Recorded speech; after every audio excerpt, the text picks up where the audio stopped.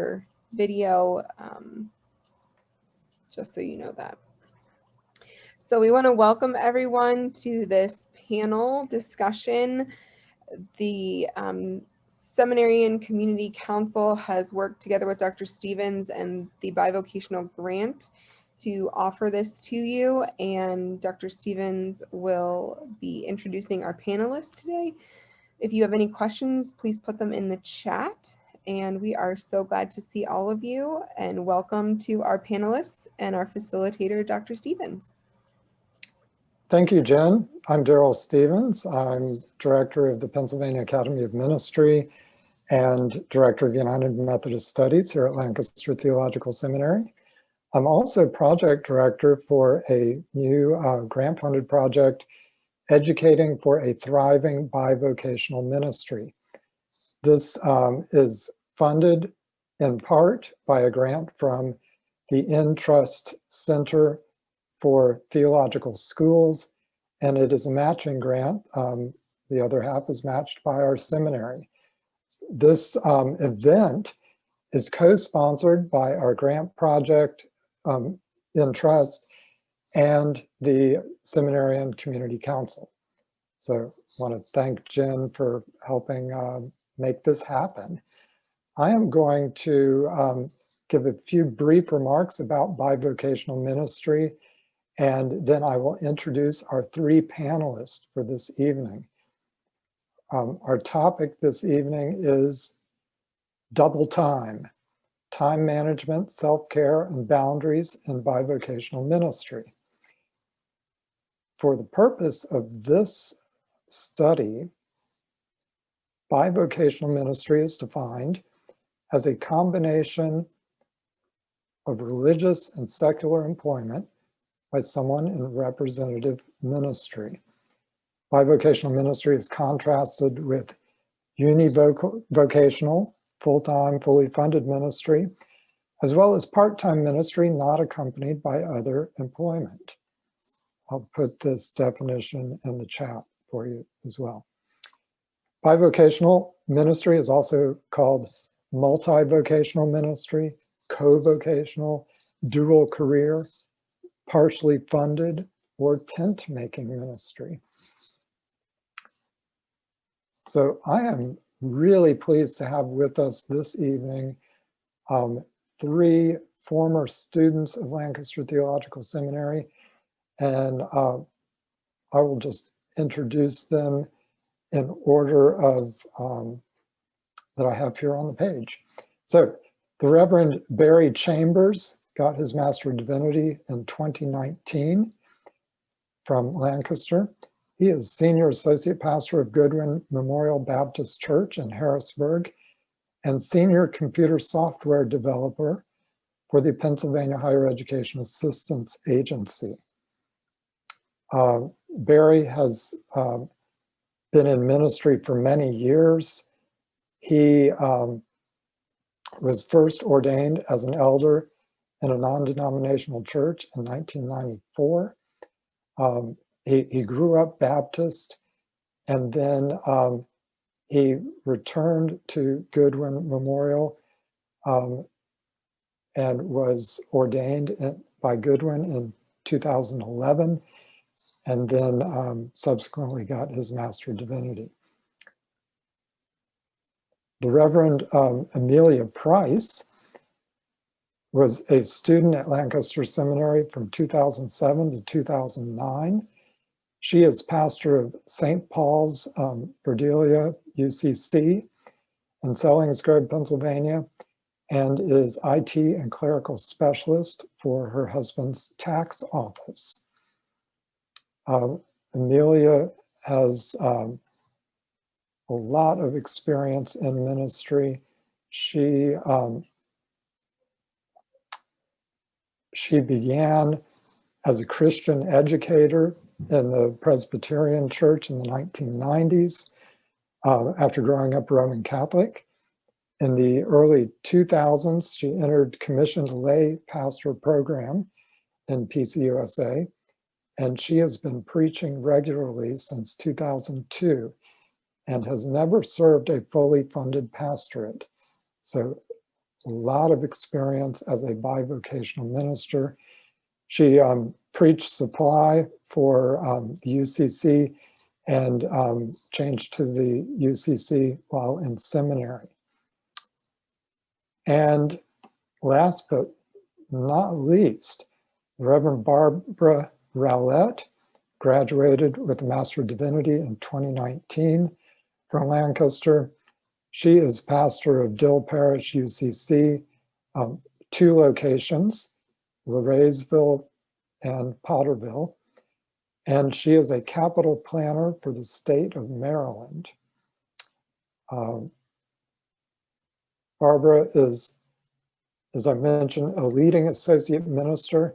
She has 17 years of increasing responsibility in congregational leadership and is very committed to missionary work and social justice and devising strategies to sustain long-term operational goals in ministry.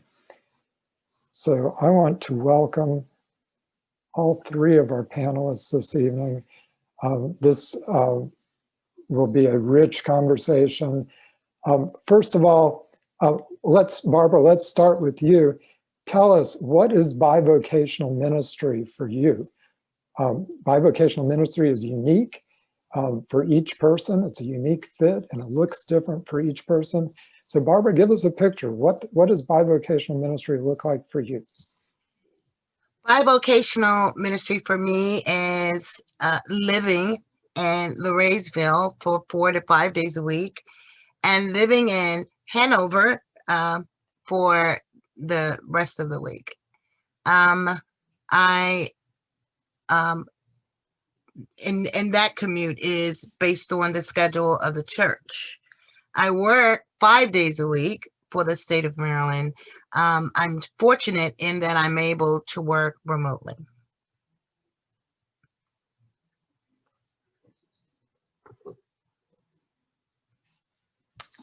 Amelia, would you share with us what bivocational ministry looks like for you?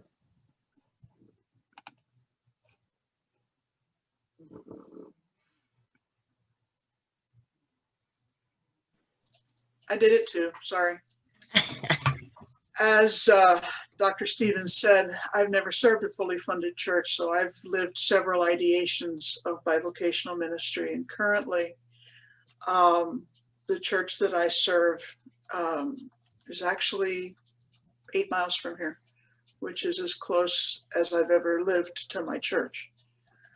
My husband has a 40+ year tax practice, which he has been fortunate enough to operate out of our home.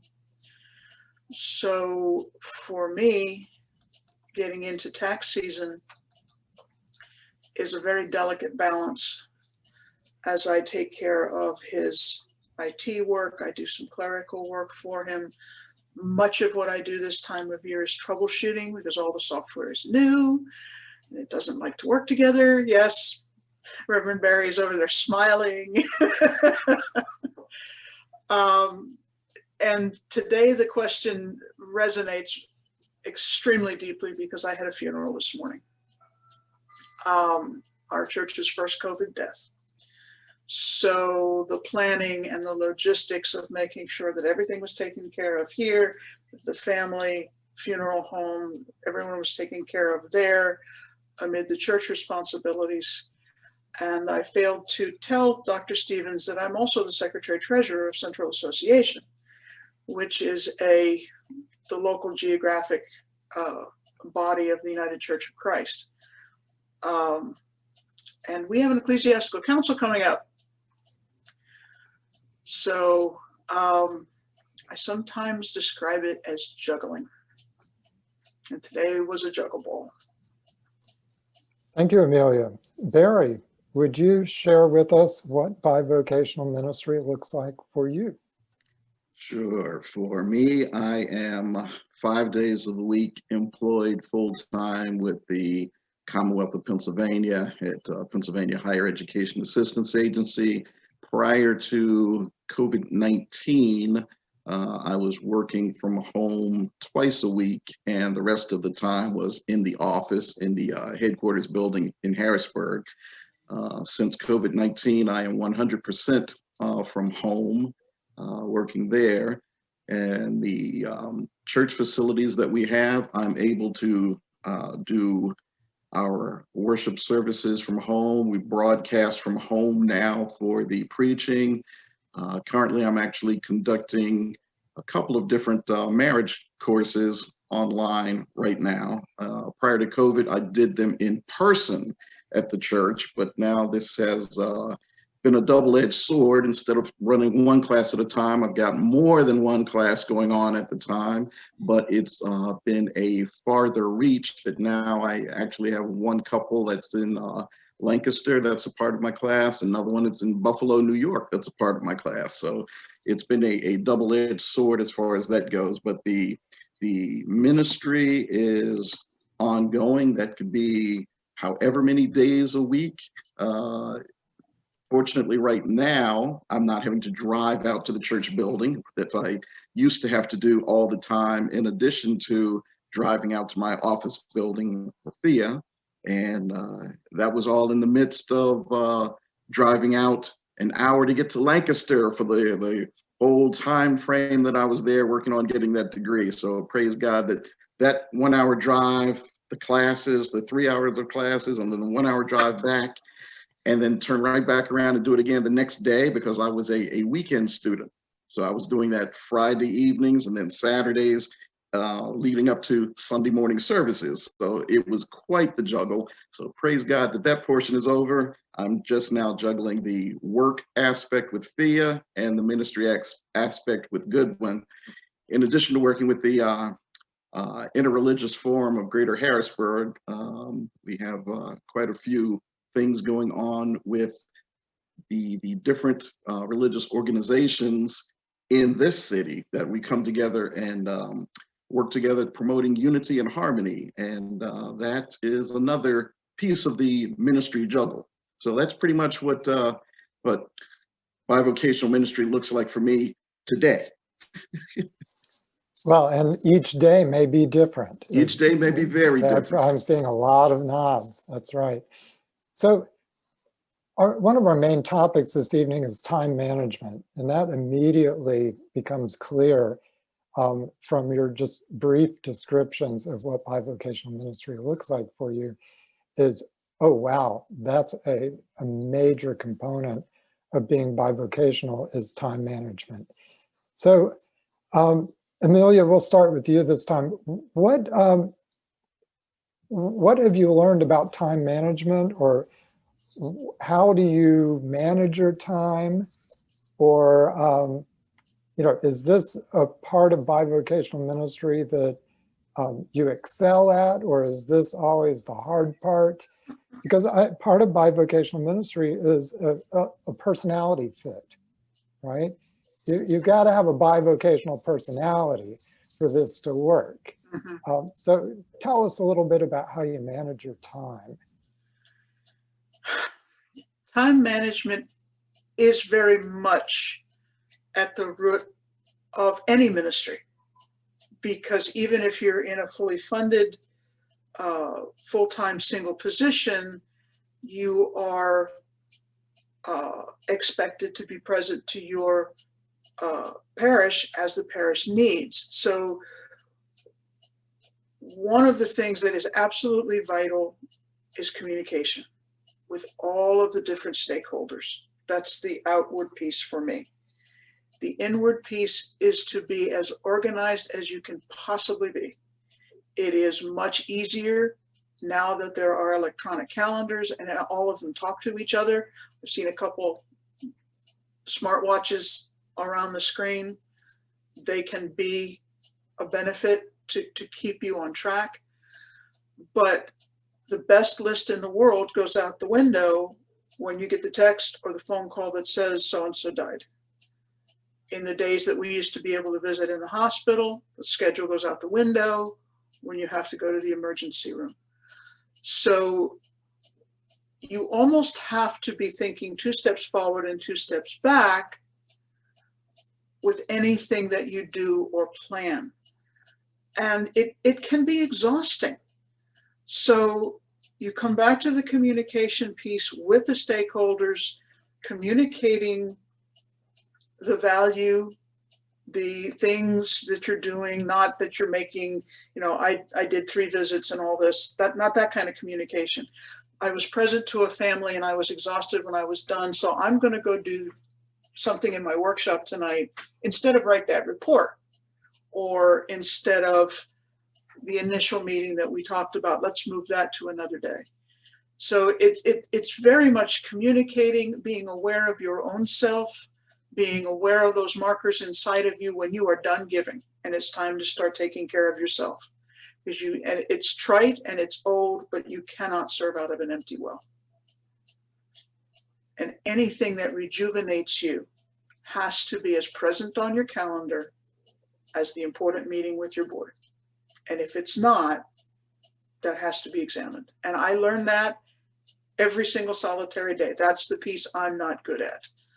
So it's continually noticing and being aware. Thank you, Amelia. Barry, would you share with us how you manage your time? Maybe what you've learned from that, or any advice you have for people considering bivocational ministry in terms of time management? Sure. For anyone considering bivocational ministry, let me give out a blanket warning statement. It will take time. It will take energy. It will drain you. The thing that I find most challenging is the list of things to do is never ending. The list of people that need your time is never ending. And I usually try to fit as much in any 24-hour period as I possibly can. And to my detriment, I don't sleep a whole lot. I had shared with Dr. Stevens that even before starting seminary, I was doing about 4 hours of sleep each night. And then when seminary rolled around, that got sucked up with homework. So some nights I never made it to bed at all during the course of my 5 years at Lancaster. I would not recommend you follow that course. That's something that my body has adjusted to over the course of years, that I'm able to get by on a lesser amount of sleep. Medically advisable? No. Mentally advisable? No. Emotionally advisable? No. How do I do it? 2 words: shared ministry. I know there's a lot that I try to do in a day, but I know that I cannot and I do not try to do it all. We have a ministerial staff at our church that is a great blessing, that we are able to spread out responsibilities, that no one person has to go do all of the sick visitations. No one person has to do all of the Bible study teaching. No one person has to do all of the preaching. No one person has to do everything when you're able to have shared ministry. When I'm not in the church situation, in the church environment, I still have that shared ministry because I have a beautiful wife in the Reverend Donna Chambers, because my wife is now an ordained minister also, and she helps me tremendously. As a matter of fact, the marriage class that I teach, she co-teaches it with me. So we have a marriage enrichment course that we do together, and she is able to take some of the burden of the responsibility with that. So we work with the couples together and we do the co-teaching, and it's not so much of a drain on either one of us as an individual, but it's also some time that we're able to share together as a couple when we work with other couples, or when we go over their homework, or we're planning the lesson plan. So we even do bivocational togetherness time. So it may be ministry related and emotional connecting all at the same time, while we're still accomplishing what needs to be accomplished in that day. So anyone who's really considering bivocational ministry, know that it will be a challenge. It will be a struggle just in the time management aspect alone, and that's only one piece of it. So I hope that answers your question. Thank you, Barry. You're very welcome. Barbara, please tell us, what can you share about time management and your bivocational ministry?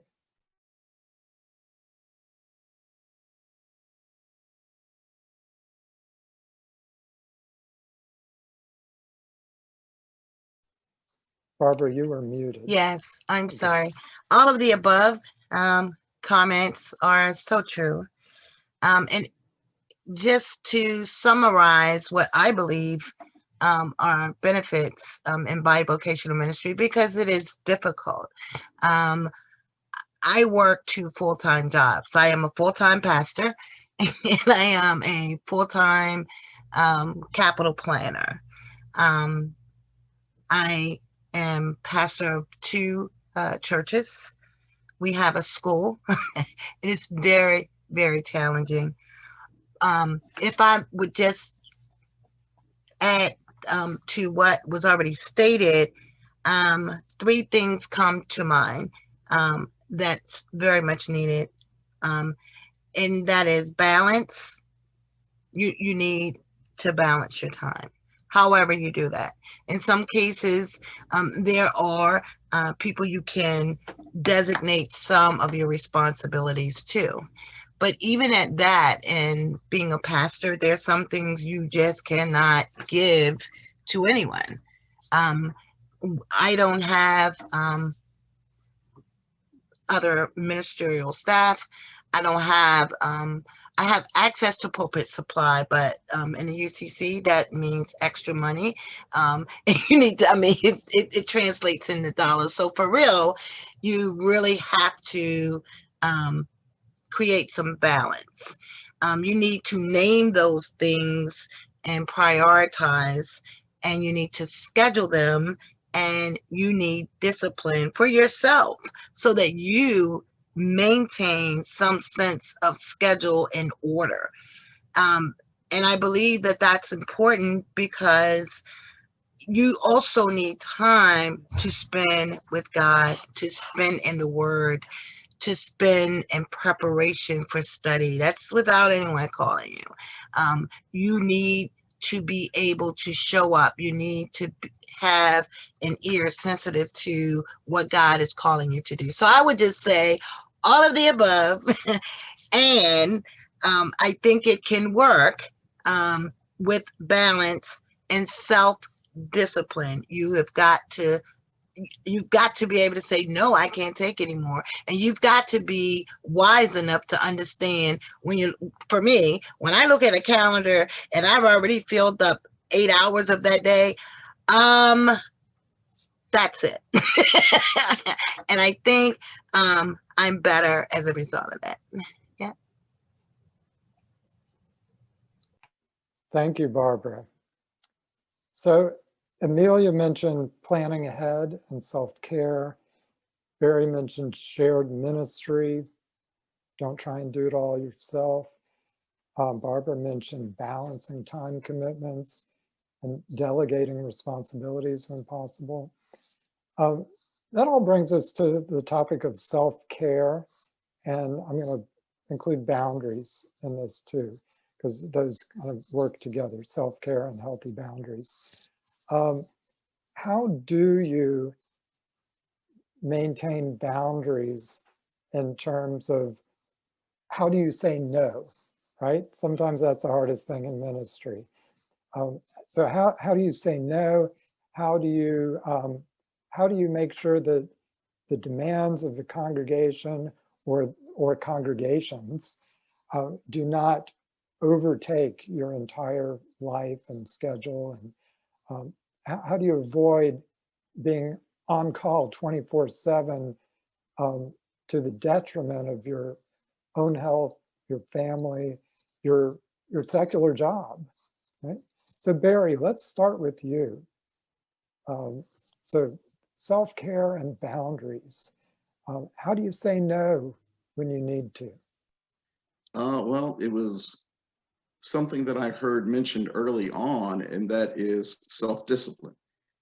That's something that I had instilled in me prior to becoming ordained. I am a second-degree black belt in Taekwondo, so I have been trained in a martial arts background, and self-discipline is critical in order to be successful in that. And that is something that I was very successful in when I practiced that regularly, so much so that I was over in Korea for the 88 Olympics and put on an exhibition over there. So I was very involved. I was very good. I was very self-disciplined. I brought that same kind of self-discipline into ministry. So when one of the boundaries that I have that is a non-negotiable is we will have vacation every year. We will have some time that my wife and I will set aside for ourselves. And when our kids are around, we will have some time set aside for our family.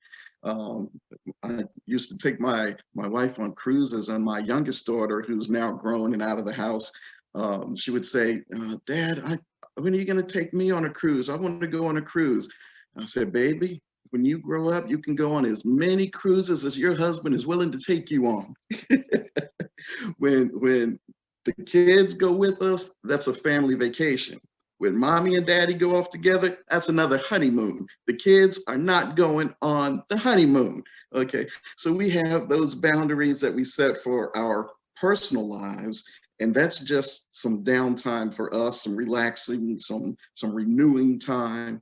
And as far as my quiet time, my time alone with God, my wife likes to turn in early. I am most productive at night. So when she goes to bed for the night, that's when I have time to get into the Word. That's when I have time to get into my study. That's when I have time to spend in prayer. So I have that balance in the household just based on our personal preferences of how we function well. As far as all of the demands, yeah, the phone rings, but we got an answering machine that can pick it up. We got voicemail. The cell phone, yeah, we got voicemail on that too. Email, I don't have to constantly be looking at it, so I can see every email message that comes in right when it happens. I can go back and look at that later. So if I set some time to check my emails, if I set some time to check my voicemails, I don't get too far behind, but I don't have them as an instant interruption of whatever else is happening right now or is scheduled to happen within a very short window of time, be it the next hour or the next 5 minutes. We can put life on hold, and then when something needs to be addressed quickly, I'm not too far disconnected from it before I get the word on it, and we'll be able to shift gears and adjust. Because one thing that is certain, when you are juggling like we're describing the juggle, you will have to shift gears and adjust. But the thing is, you don't have to be Johnny on the spot for everything as it happens. You can react a little later as opposed to, got to do it right now. Thank you, Barry. You're welcome. Self-discipline and boundaries. Thank you. Barbara, would you tell us, how do you manage self-care and boundaries? Well, I'm fortunate in that my church is in a place that just screams peace. It's in the mountains. When you're driving, it's a sabbatical drive, if you will, because it's 200 miles from where I live. I work in a community that's a little slower. Even though things are going on, they move slower. The nearest Walmart is 35 miles away. That's a sabbatical drive. And then I name times. I've been blessed in that I was able to meet with my board and meet with the members of my congregation and negotiate time for sabbatical. One of those days that I take is Sunday. After church on Sunday, I like to rest. That's my Sabbath. And they've agreed to do that. It's not hard for me to say no because we've set some schedules whereby we meet at a certain time. It gives me time to plan for those meetings. So I think God has just set me up in a good way so that I have a congregation that is slower. I will share something with you. I used to be in a speed ministry, and I was talking to the former pastor of my church, and he looked at the work that I'd done and he said to me, he said, "This is so ironic that you would be called here." And he says, "I wonder why." And then he said, "I think God called you here to rest." So I do get rest. So, but it is important to schedule. And I do think oftentimes, especially as a new pastor, I didn't know what to discuss, but it's very important to discuss sabbatical and time where you are not interrupted, and time for meetings and time for your study. It's very important to negotiate that. Thank you, Barbara. Amelia, would you share about self-care and boundaries and how you fit that in? As I said, I've had several different experiences of bivocational ministry. I had a situation where I worked full-time for a domestic violence and sexual assault organization where I was on call 7 days, off call 7 days, as well as doing supply and serving a church. So there were negotiable times and there were non-negotiable times. I had a situation where I served two churches that were not a yoke. In other words, they were two independent churches and the only thing that connected them was me. So there were two consistories, there were two sets of classes, there were two worship services, there was two of everything. In the situation that I'm in now with a small, slower church, I resonate with that. It's a little bit of a slower church. And the business that my husband runs, which is consuming in and of itself. Tax season and ministry are lifestyles. I learned that from a funeral director that I have a great deal of respect for. It's not a job, it's not a career, it's a lifestyle.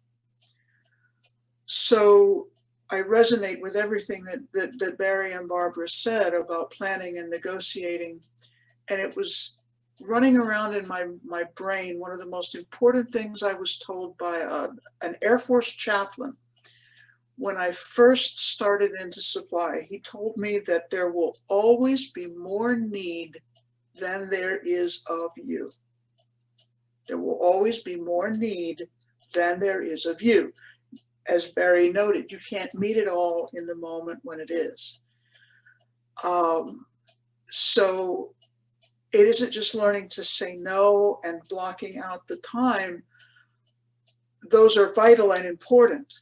It's also knowing when you have to run, when you have to respond in the moment, and not getting caught up in when the person requesting that you run doesn't need you to run. Because one of the things about ministry and boundaries is that we constantly, as authorized ministers, as pastors, we have the power. We are in a position of power, and there are expectations of us that should be realistic and honest and named. But in relating to our parishioners, sometimes all of that knowledge is on us and not as much with our parishioners. So again, it comes back to the communication, to the educating, to the naming. I can go this far right now, but no further for whatever reason. So it's recognizing in myself that I am worth caring for. One of my favorite things to do is Sawdust Therapy, which means immediately behind me and down a pair of stairs is a workshop. And if I don't get time in my workshop, I really do notice that I am not as whole. And it is a constant, it's a constant to make the time, to take the time, to schedule the time. And it's awfully nice when you feel a little bit upset to go down and take a plane and make strings of wood on the floor. Whatever works for you, it blows off steam. But it's the kind of thing that has to be settled but flexible based on what else is going on. Because ministry is dynamic. It will change by the day. And I have had to learn that in this COVID environment.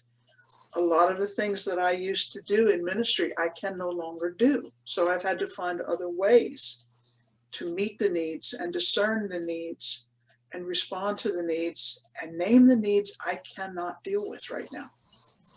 We can't get into any long-term care facility. We just can't. We can't sweet talk our way. We can't sneak our way. We just can't. So that has been taken away, but there are other means of doing that outreach. And that's just one example. Thank you, Amelia. Well, this has been rich. We've named discernment, we've named self-discipline, we've named flexibility, communication, negotiating expectations. That's something we've mentioned as well.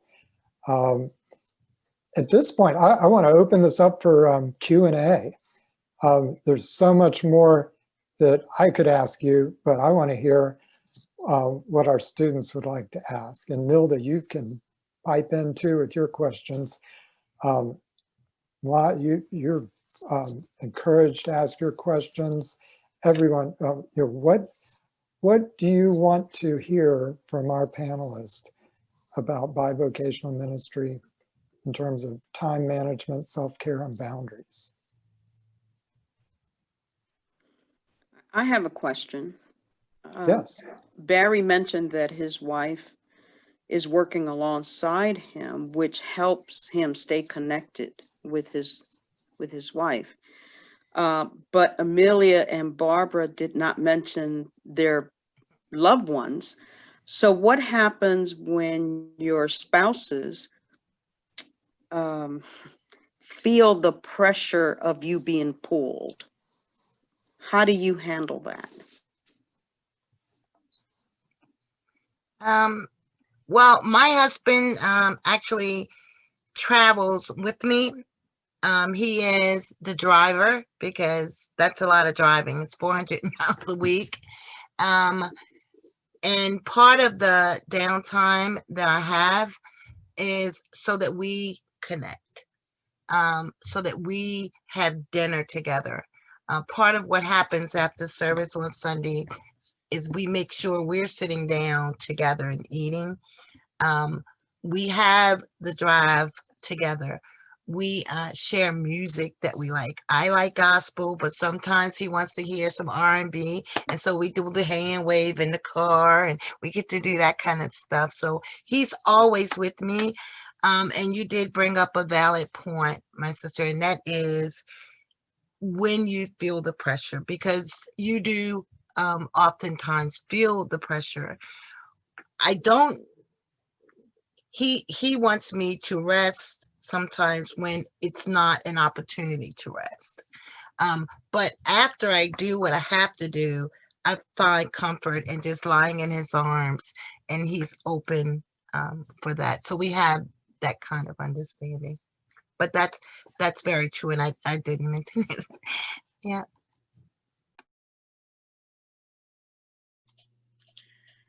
Nilda, that's an excellent question. My husband and I have only been married 6 years, 27th of December. He is actually an ordained UCC minister.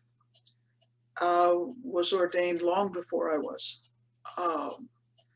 but chose to, I don't want to say leave the ministry, because believe it or not, there's a lot of ministry goes on in a tax office, because there is an intimacy to tax work. It touches every aspect of your life.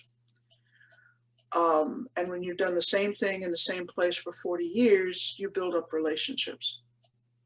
But there is pressure, especially when up against the beginning of tax season, I get into a funeral. Because remember, a funeral isn't an isolated event. There is illness, there is lead up, there is pastoral care to the patient, to the family, to the community.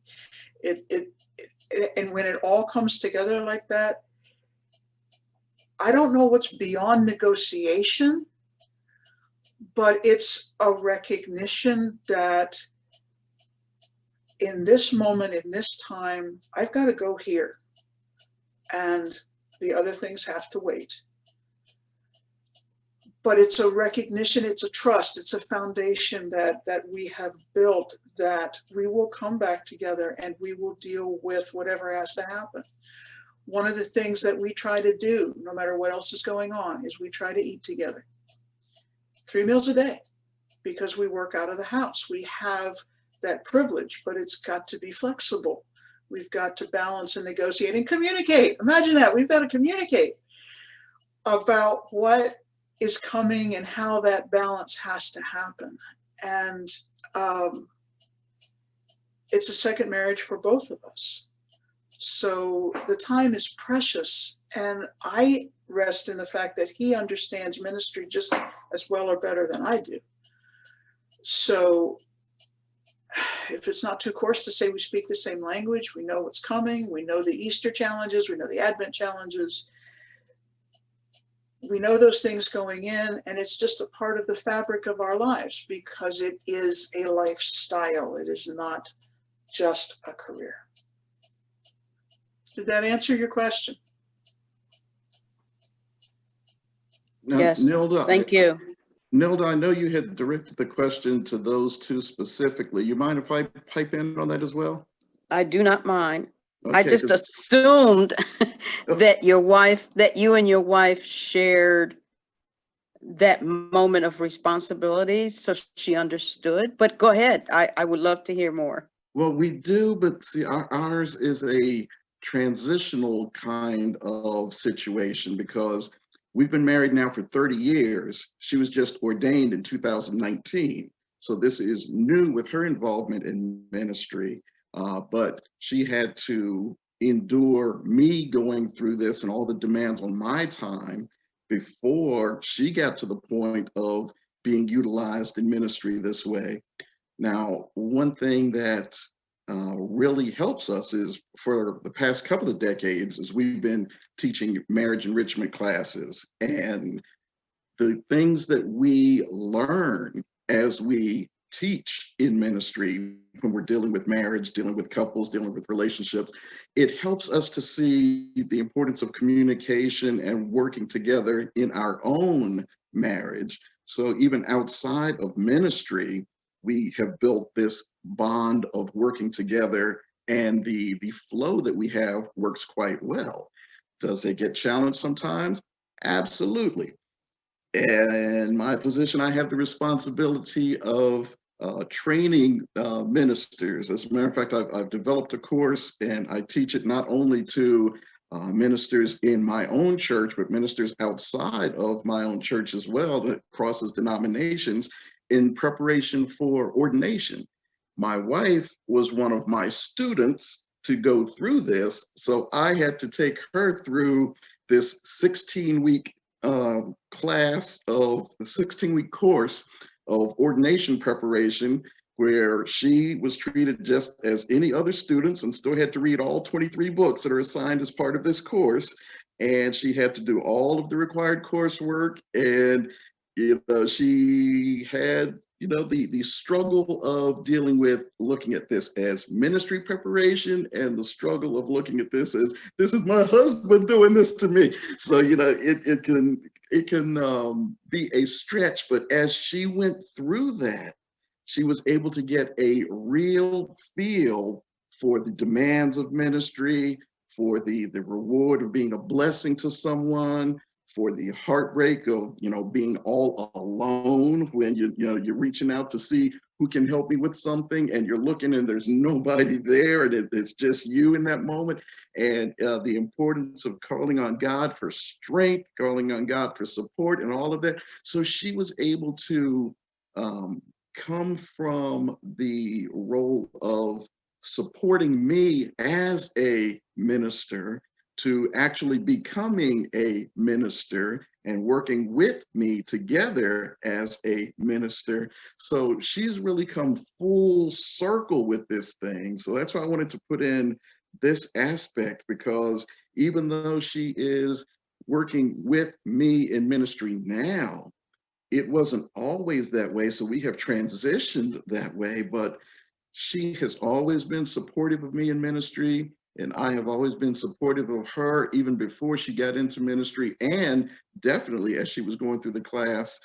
I would venture to say, of all the students I've taken through, because she had an understanding of what this required of me, she was my very best student. And I would say that she is a minister, par none. No one I would say would outshine her on qualifications, on training, on abilities, because she got it, she understood, and she was willing to put in everything that was required to do it. And she did it with excellence.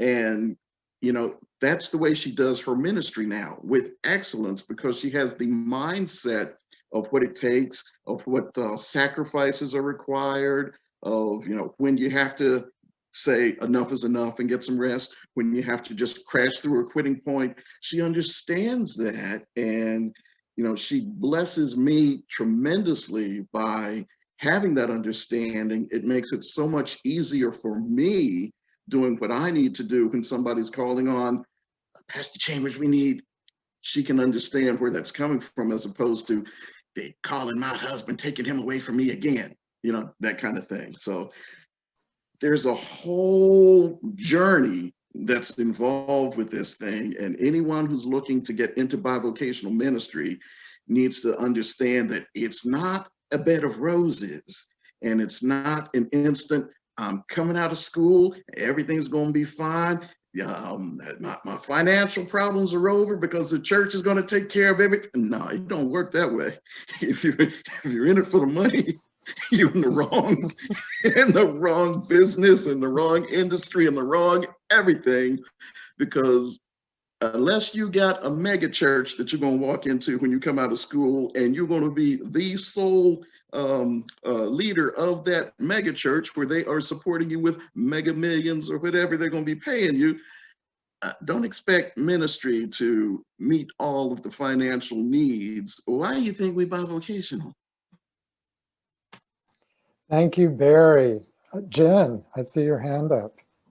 I'm wondering two things, because I'm a list person. I'm wondering if there are any resources that any of you have found to really help you kind of walk through some of these thoughts more specifically.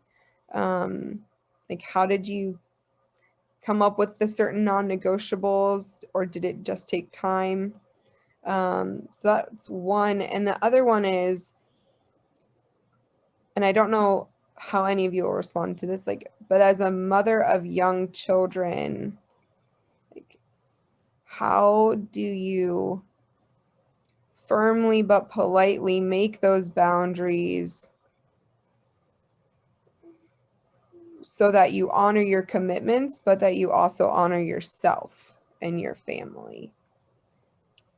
Great questions, Jen. While our panelists are composing their responses, let me say, everyone in the LTS community, that is students and faculty and NILDA, have access to a Moodle course site on bivocational ministry this academic year. And in that Moodle course site, I am posting resources. So Barry, Amelia, and Barbara, any resources that you want to send me bibliographic information for, titles of books or websites or whatever you want, you can send that to me and I'll post that in our Moodle site to share with the entire seminary community. Can I ask a question?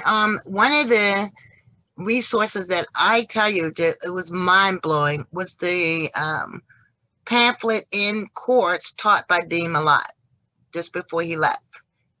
Do you have that in the resources? I mean, it got to exactly how to negotiate, what you should be thinking about, the list of things that you should be questions you could answer. I mean, that was I had never experienced anything like that, and it was a book that he wrote, little pamphlet, and then taught that course. So that was very helpful for me. Great.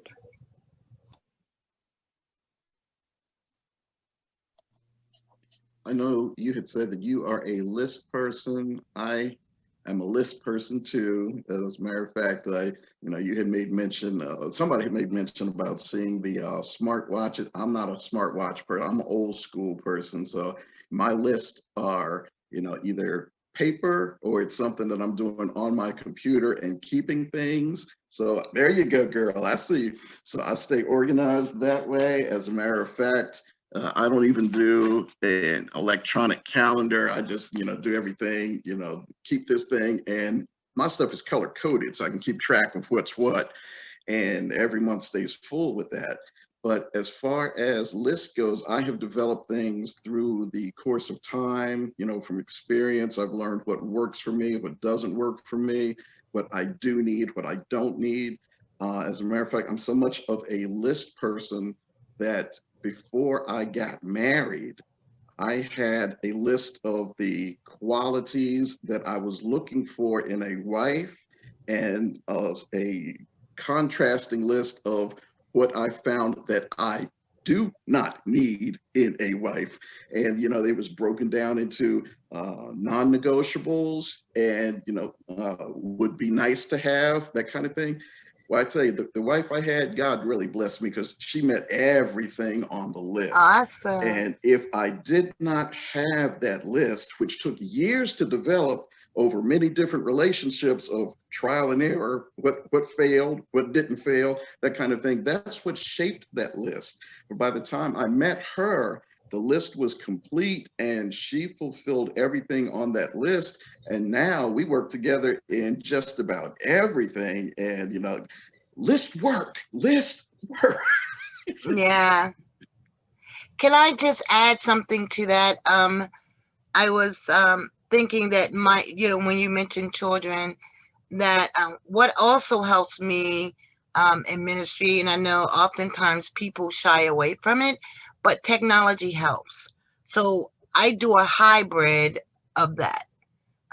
We are social distance in worship, with a number that's safe based on our COVID team and safe distancing. And we also do hybrid.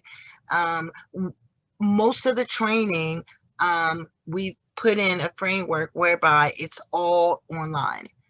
So I think that technology helps with time management. Technology helps when you have children, you're at this meeting and your children are there, you know what I mean? So I think thinking more about implementing some technology in your ministry would be valuable. One last thing I'd like to add on that point is I find it, ironic that both Amelia and I have the old school calendar and everything, and we work with computers for the rest of the time outside of ministry. Her role and my role is IT, and Barb's role also is IT. She works with computers as well. She, I guess, probably didn't get as tired of them as we did because I'm about to retire from 35 years in this current job, which is not my entire career in computers, because I was working in computers longer than that. I remember when when computers were the size of a room, okay?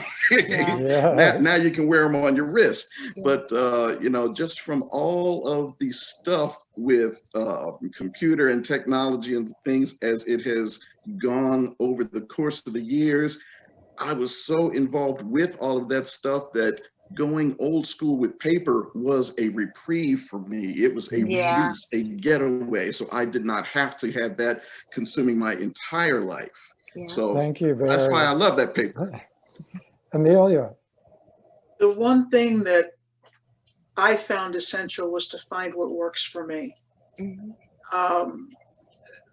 But before I go there, I want to go back to the children. We've all alluded to ministry is not something that we do by ourselves. We bring a family, we bring a personal life.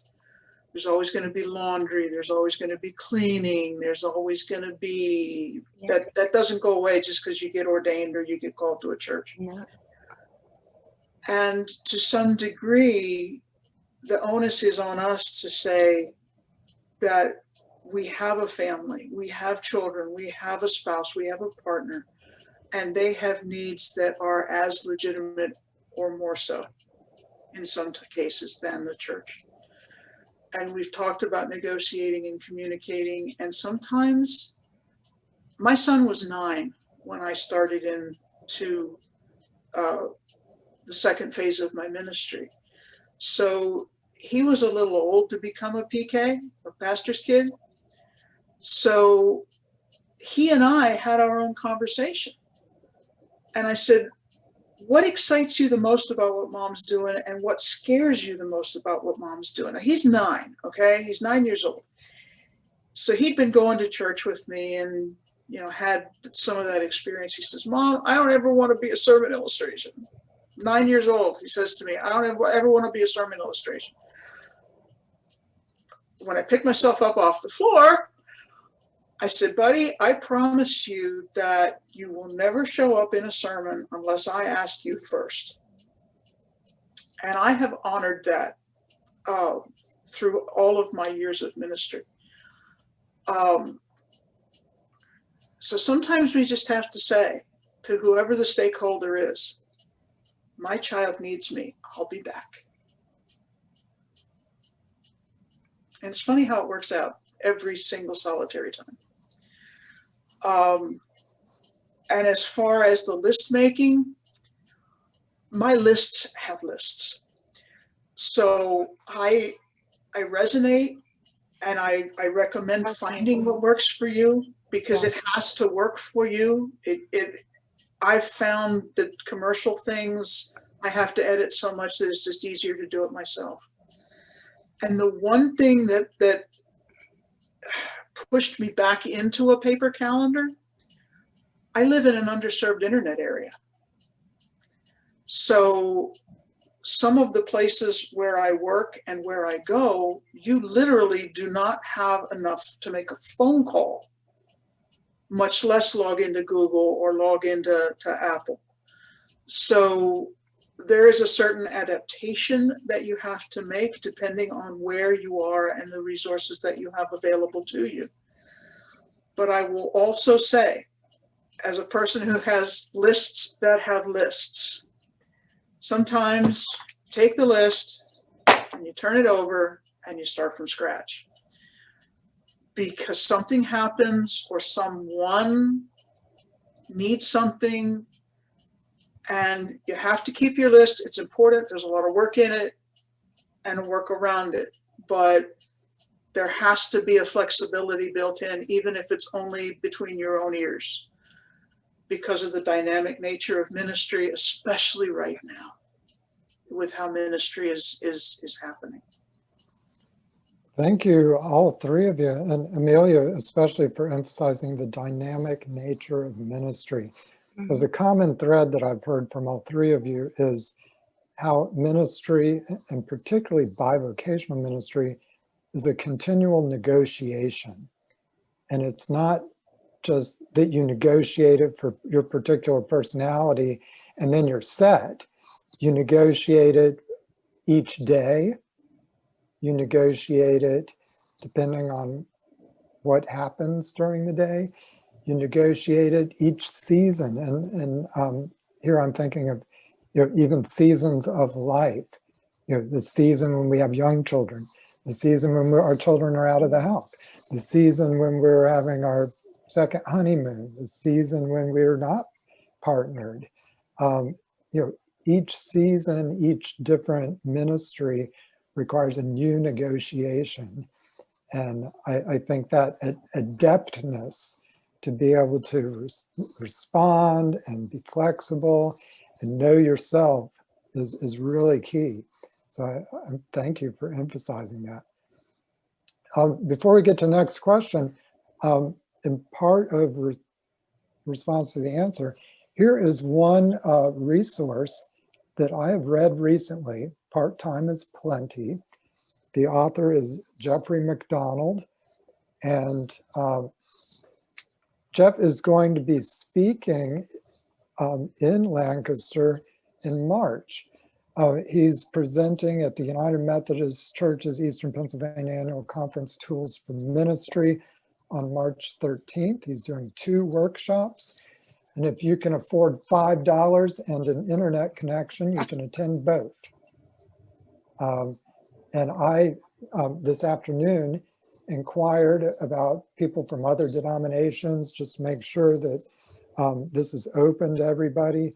So I will be able to share, hopefully positive news to say that this is open to everybody soon, but I've made that inquiry. So it's a United Methodist workshop that they hold every year. So Part-Time is Plenty by Jeff McDonald. What other questions do we have this evening for our panelists?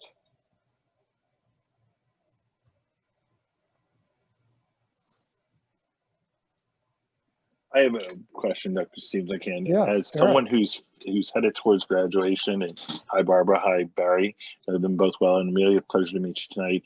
But it sounds like many of you were in careers before your ministry and have continued in your careers, and obviously that's my trajectory right now. And just wondering, what did you do to negotiate and find that balance? And because from my perspective, my denomination really would love for me to give up my full-time job and go into full-time ministry, but I don't think that's the play. I think God is where I am is my ministry context and running the nonprofit that I run. And so it's kind of like, how do you negotiate that when your denomination is saying something different than what you feel God is saying to you? So just tell me, give me some advice. Well, for me, hey, Eric. For me, it was simple. And here's the side that people don't like to think about, but there's not a lot of churches. And at my age, I have mortgage, I have car payments, it's just the practical nature of it. And at my age, I've worked too long to stop. Does it make sense? So I need a pension. I'm too close to it to stop work right now. And I say that hesitantly, because if God actually just said stop, give it up, whatever, I would really literally have to do that. But using a little bit of wisdom, I want to work about 5 or 6 more years before I retire. I could do it now, but it's better if I don't. If it gets too hard, thank God I'm in a position where I'll just lose some of the pension. But was the deciding factor for me. Churches do offer pensions, but the UCC has an age that you should stop. The UCC, these are just practical matters. So I think that you have to kind of look at your particular situation and look at what's being offered and see what works for you. But I think you would be awesome either way.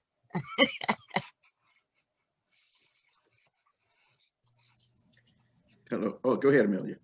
Oh, I'm sorry, Barry, go ahead. No, you can go. I have found in my ministry that the number of full-time churches that can be fully supporting are shrinking. So it's a hard reality, but it is the reality of the world in which we live. You mentioned a very important piece of ministry, which is negotiating with your denomination. Hearing and knowing what the requirements are and how much flexibility there can be in those. But the part that resonated with me of what you said was that you felt that God was calling you to the arrangement that you have. And that's where you have to start and stop, I would think. Because as Barbara alluded, we all alluded, God brings us to where we are. Not that we sit passively and, God rows the boat. It's stepping off into the darkness. It's stepping off into the basket. It's taking the risk. It's listening to our guts and responding to that. But then measuring that, recognizing that there can always be more. And I found it very, very important to talk to people that I trusted besides my family, persons that had more experience in ministry, persons that had more experience in the denomination. I've been in a lot of different denominations. They all operate differently. And there's politics. You just have to live with it. It is there, and you do the best you can do with it. But the bottom line, after you do all of that, is what do you feel inside you? That's what you do. That's what God's calling you to do. Thank you, Amelia. Barry, before you speak, I'm going to share a few things in the chat. For different denominations, there are different associations of support. There's the Presbyterian Tent Makers Association. In the Penn Central Conference of the UCC, they are beginning a community of practice for bivocational ministers. So reach out and talk to them. In the Eastern Pennsylvania Annual Conference of the United Methodist Church, they're holding their inaugural meeting of a bivocational ministry group next week. So ask, reach out, find the support network that you need. So Barry, you get 1 minute and then we're going to close up. Okay, I'll make this very brief.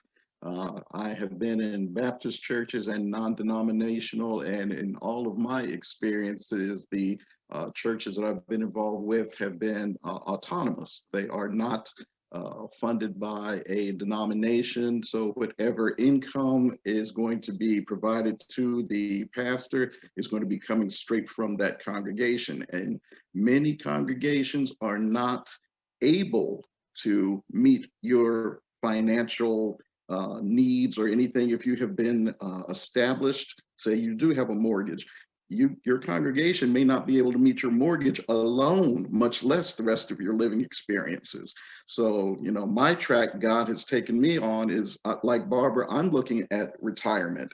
That pension is what's going to carry me as far as supplementing whatever ministry income, because without my current job income or the future pension income, my living ability straight from ministry would not carry me very far before I would have to downsize. And even after downsizing, it would not carry me very far in order to maintain anywhere close to the type of life that I have been accustomed to.